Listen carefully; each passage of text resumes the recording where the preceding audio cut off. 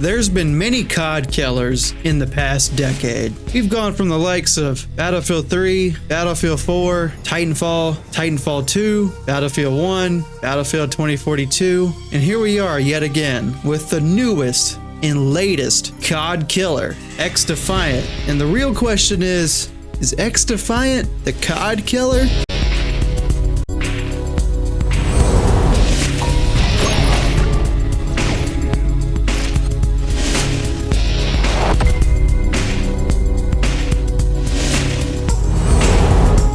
XDefiant is an action-adventure RPG MMO that was released in May of 2024. It has been delayed at least 600 times, but you know, it's finally here.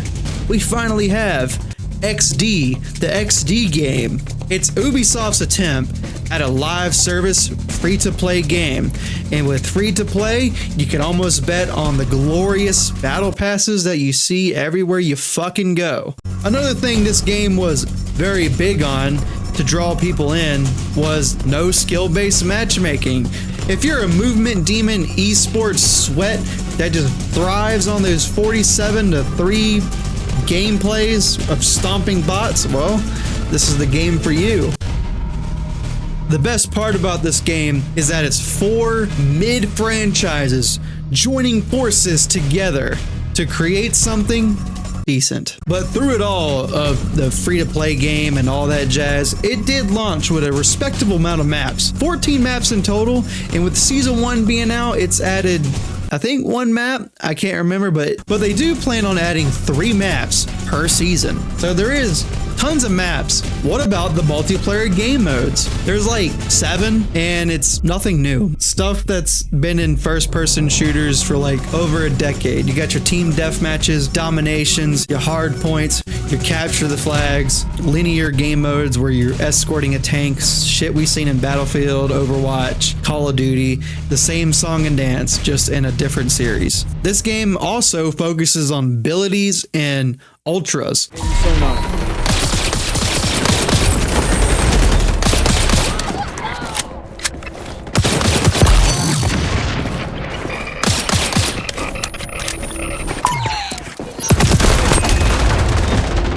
You know, like specialist and hero shooters from like Black Ops 4, Black Ops 3, the Overwatches, and all that jazz. Yeah, I'm not a very big fan of that. For one example, your character just pulls out an iPhone. The ability I find myself using the most is that intel sweep. It's kind of like the UAV of this game, free wall hacks or whatever.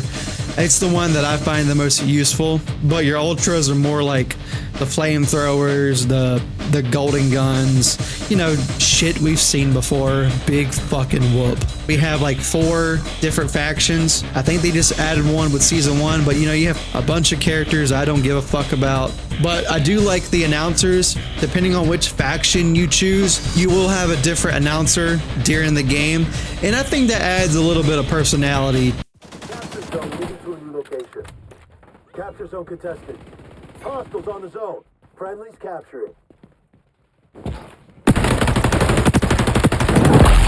Good rap on A. It ain't over till it's over. But I'm pretty sure it's all over for your crew. Hostiles on the scope in Zone B. Capture Zone A is at risk. I'm dying here. Capture Zone secured. 3, 2, 1. Get to the capture zone, follow it around, really stalk that thing. Take the zones. Defend them to the end. Then we got the visuals of this game. I love how each map looks different aesthetically. No map ever really feels the same. I think each map is memorable, and I think they all play well and flow really well. It all really adds to that fast-paced action that this game has. On the other side of visuals, I do think this game is kind of like that medium ugly range. For the most part, this game's graphics don't really impress me, but then there's other times where I'm like, damn, this game looks really good. Like sometimes when you're firing the weapon, you got the smoke, and just the lighting of the reload animations and all that stuff, it looks good to me.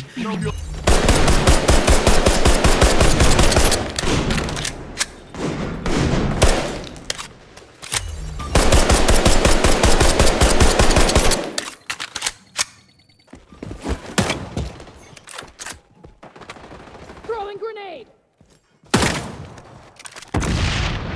The gunplay. So in a first-person shooter, the idea of a FPS game is to have great gunplay.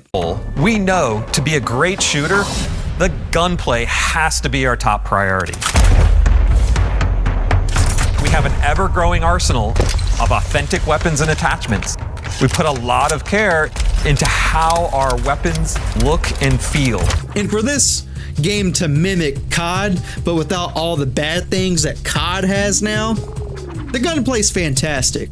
It's smooth, the gun shoots, it works, it feels good to shoot the gun, it feels good to get some kills in this game. So the gunplay is just fantastic. However, while the guns feel good to use, I find the guns to be very boring. Like, how many times have we seen a P90? How many times have we seen an M4 or an AK or an MP7, MP5? You know, it's kind of like we've been there, we've done that. And for this game to kind of like have like its own little identity crisis of combining 4 mid franchises into one, I don't know, I was just kind of expecting a little more. At least the MP5 has the correct iron sights. I don't know what the fuck Call of Duty is doing with the fucking iron sights. It beats me. That shit looks like ass. Another weird thing is that the guns are not tied to the base level. So like if you want to unlock a weapon, you have to complete challenges. I kind of miss just leveling up to like level 5, level 10, and you get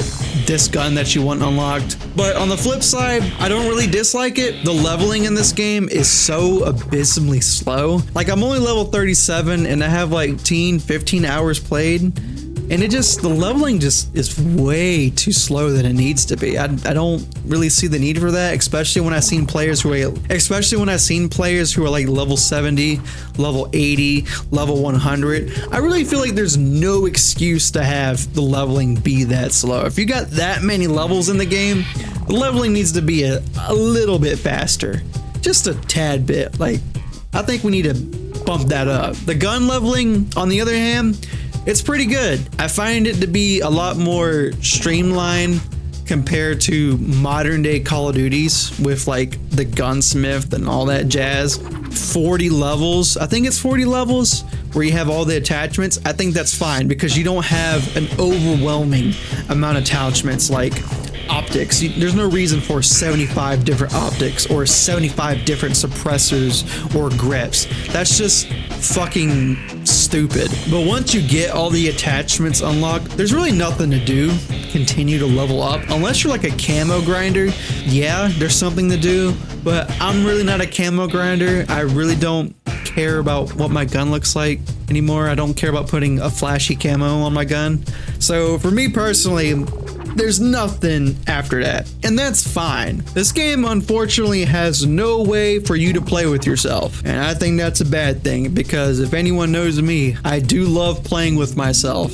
There is no private match. I love private matches. I just love private matches. I love to go in private matches, look at the maps, look at the scenery, sometimes test shit against bots. I think Ubisoft needs to add a way for me to play with myself at some point in the future, because it's a crime to not be able to play with yourself in a video game.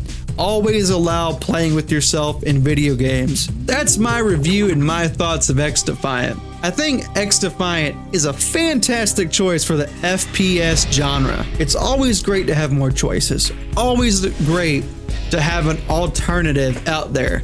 And we should have alternatives to COD, Battlefield, Halo. We need more choices out there. And as long as XDefiant puts in the work and puts in the support for this game's gonna do great. I will always root for the success of this game because one, I do like it. I really do like it. And I want to see this game really succeed so we can have another mainstay in the FPS market. XDefiant is great and does good and succeeds. That's eventually going to carry over to COD. It will make COD do better. And I think we may already see that. Maybe I'm just being a little optimistic. That's a little surprise for a little cynic like me. Anyways, what's your thoughts on XDefiant? Let me know down in the comments below. What do you think about my opinion? Is my opinion shit? Is it good? But I want to hear your opinion. Let me know what you think. But anyways, my name is Cynic Michael, and I just don't miss.